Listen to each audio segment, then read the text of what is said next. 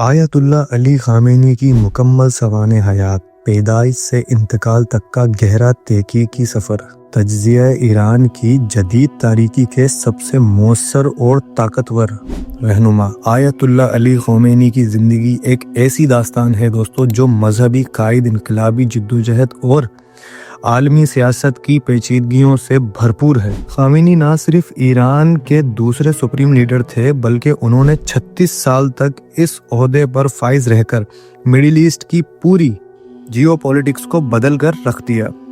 ان کے اقتدار میں 1989 میں آیت اللہ خامنئی کی موت کے بعد شروع ہوا اور 28 فروری 2026 کو ان کے قاتلانہ انتقال تک جاری رہا، جو انہیں خطے کے سب سے لمبے عرصے تک رہنے والا ہیڈ آف اسٹیٹ بناتا ہے۔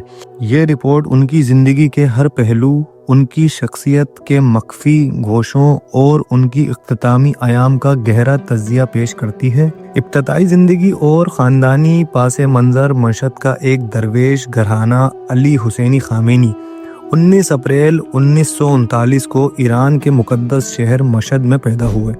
ان کا خاندان ایک مخصوص مذہبی اور علمی درجہ رکھتا تھا۔ ان کے والد آیت اللہ سید جاوید خامنئی نجف، عراق میں پیدا ہوئے اور ایک محترم مجتہد تھے جو اپنی پرہیزگاری اور سادہ زندگی کے لیے مشہور تھے۔ خامنئی کا سلسلہ نسب چوتھا شیعہ امام علی السجاد کے پوتے سلطان سید تک جاتا ہے۔ انہیں سید کے رتبے پر فائز کرتا ہے۔ غربت اور شخصیت کی تعمیر۔ خامنئی کا بچپن نہایت سخت مالی حالات میں گزرا۔ ان کا گھرانہ 8 افراد پر مشتمل تھا جو ایک چھوٹے سے کمرے والے مکان میں رہتے تھے۔ انہوں نے بعد میں یادیں تازہ کرتے ہوئے بتایا کہ ان کا خاندان اکثر اوقات صرف روٹی اور کشمش پر گزارا کرتا تھا۔ ان کے والد باوجود ایک مشہور مذہبی شخصیت ہونے کے نہایت ہی قناعت پسند تھے اور انہوں نے اپنے بچوں کو بھی اسی درویشی کی تعلیم دی۔ اس ابتدائی غربت نے خامنئی کی شخصیت میں ایک ایسی سختی اور مضبوطی پیدا کی جو کہ ان کی بعد کی سیاسی زندگی میں نمایاں رہی۔ ان کی والدہ خدیجہ میر دامادی، جو یزد سے تعلق رکھتی تھیں، ایک متقی خاتون تھیں اور انہوں نے خامنئی کی پرورش میں ایک گہرا کردار ادا کیا۔ بہن بھائی 8۔ علی دوسرے نمبر پہ تھے۔ تعلیم اور مذہبی سفر۔ مشہد سے قوم تک خامنئی کی تعلیم کا آغاز 4 سال کی عمر میں مکتب سے ہوا، جہاں انہوں نے اپنے بڑے بھائی محمد کے ساتھ مل کر الفابیٹ اور قرآن مجید سیکھا۔ ان کی مذہبی تعلیم کا راستہ ان کے والد کی خواہش اور ان کی اپنی دلچسپی کا امتزاج تھا۔ انہوں نے مشہد سے سلیمان خان اور نواب سیمینری میں ابتدائی اور درمیان کے درجے کی تعلیم مکمل کی۔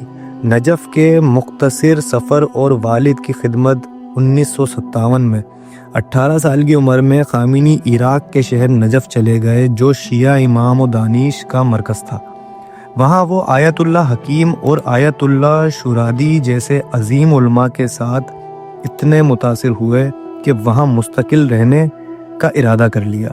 لیکن 1958 میں انہیں خبر ملی کہ ان کے والد کی ایک آنکھ کی بینائی ختم ہو گئی ہے اور وہ پڑھنے لکھنے سے قاصر ہیں۔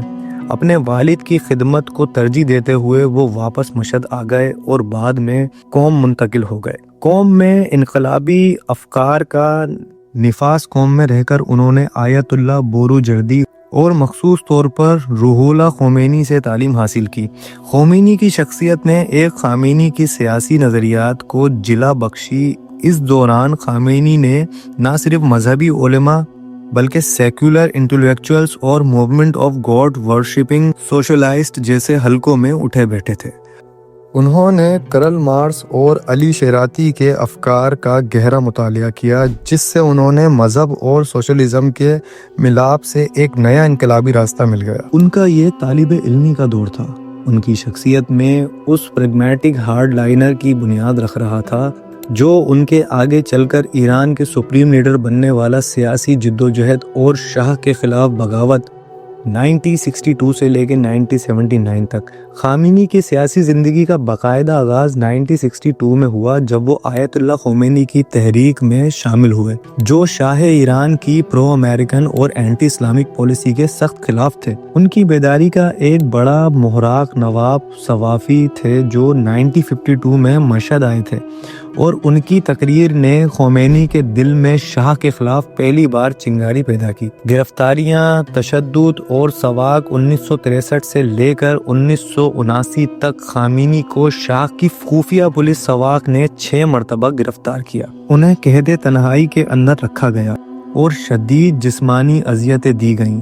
1963 میں انہیں پہلی بار محرم کے مہینے میں اس لیے پکڑا گیا کیونکہ وہ خمینی کے ایک خفیہ پیغام لے کر مشہد کے علماء کے پاس گئے تھے۔ ان تمام سختیوں کے باوجود انہوں نے ہار نہیں مانی۔ 1976 میں 3 سال کے لیے جلا وطن خمینی کے جیل کے دنوں کے بارے میں کافی دلچسپ اور حیرت انگیز معلومات ملتی ہے۔ ان کے سیل میٹ جو کہ ایک سیاسی رہنما تھے بتاتے ہیں کہ خمینی نہایت ہی اوپن مائنڈڈ تھے۔ وہ دوسرے مذہبی قیدیوں کی طرح نہیں تھے جو کہ قیدیوں کو گندا سمجھتے تھے، بلکہ وہ تو ان کے ساتھ مل کر کھانا کھاتے اور ان کے برتن بھی الگ نہیں کرتے۔ ایک اور قید کے ساتھی ہوس ہینگ اسادی کے مطابق خمینی ایک نہایت ہی مشفق اور دلدار انسان تھے جو مشکل وقت میں سب کا ساتھ دیتے تھے۔ ان کی جیل کی ایک تصویر آج بھی مشہور ہے جس میں وہ ایک ایلٹ راکر جیسے دکھتے ہیں جو ان کی اس وقت کی باغی شخصیت کی عکاسی کرتی ہے۔ 1979 میں جب شاہ کا تختہ الٹا اور آیت اللہ خمینی ایران واپسی آئے، خمینی نظام نو کے ستون بن کر ابھرے۔ وہ ریولیوشنری کونسل کے رکن بنے اور تہران کا فرائیڈے پریئر امام مقرر کیے گئے جو کہ ایک نہایت ہی با اثر خدا تھا۔ وہ ڈپٹی ڈیفنس منسٹر بھی رہے جہاں انہوں نے IRGC کے تعمیر نو میں اہم کردار ادا کیا۔ 1981 کا قاتلانہ حملہ اور معذوری 27 جون 1981 کو تہران کی ابو دہر مسجد میں ایک پریس کانفرنس کے درمیان ایک بم پھٹا جو ایک ٹیپ ریکارڈر میں چھپایا گیا تھا۔ اس حملے نے خمینی کو موت کے منہ میں دھکیل دیا تھا۔ وہ بچ گئے تھے لیکن ان کا سیدھا ہاتھ ہمیشہ کے لیے مخلوص ہو گیا۔ انہوں نے اس معذوری کو ہمیشہ فخر سے لیا اور کہا انہیں ہاتھ کی ضرورت نہیں جب تک ان کی زبان اور دماغ کام کر رہے ہیں۔ یہ واقعہ ان کی زندگی کا ایک ٹرننگ پوائنٹ تھا جس نے انہیں عوام کی نظروں میں ایک زندہ شہید بنا دیا۔ خمینی ایران کے تیسرے صدر چنے گئے۔ ان کی صدارت کا پورا دور ایران عراق وار کے سائے میں گزرا۔ اس دوران انہوں نے صدام حسین کی فوجوں کے خلاف ایران کا دفاع کیا اور IRGC کے ساتھ گہرے تعلقات قائم کیے۔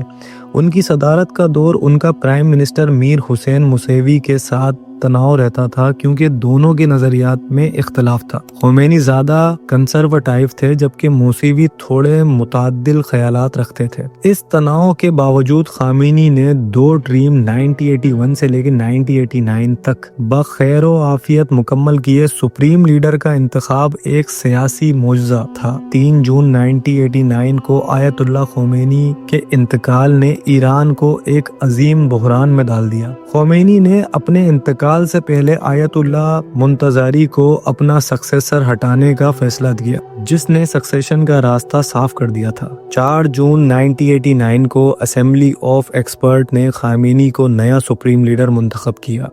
آئینی تبدیلی اور کلیریکل رینک خمینی کا سپریم لیڈر بننا آسان نہیں تھا۔ ایران کے آئین کے مطابق لیڈر کو مرجع گرینڈ آیت اللہ ہونا لازمی تھا جبکہ خمینی اس وقت صرف ایک مڈل رینکنگ کلیرک تھے۔ انہیں اس عہدے پر لانے کے لیے آئین میں ترمیم کرنی پڑی اور انہیں آیت اللہ کا لقب دیا گیا۔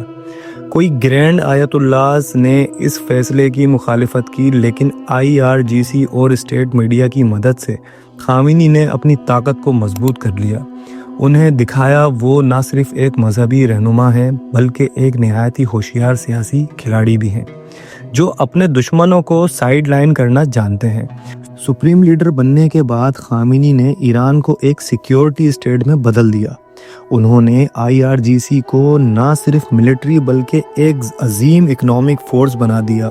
ان کی فارغن پالیسی کا مرکز ایکس آف ریسسٹنس تھا جس کا مقصد امریکہ اور اسرائیل کے اثر و رسوخ کو خطے میں کام کرنا تھا اور فتوی خامنی کے دور میں ایران کا نیوکلیئر پروگرام ان کا سب سے بڑا ہتھیار اور سب سے بڑی آزمائش رہا۔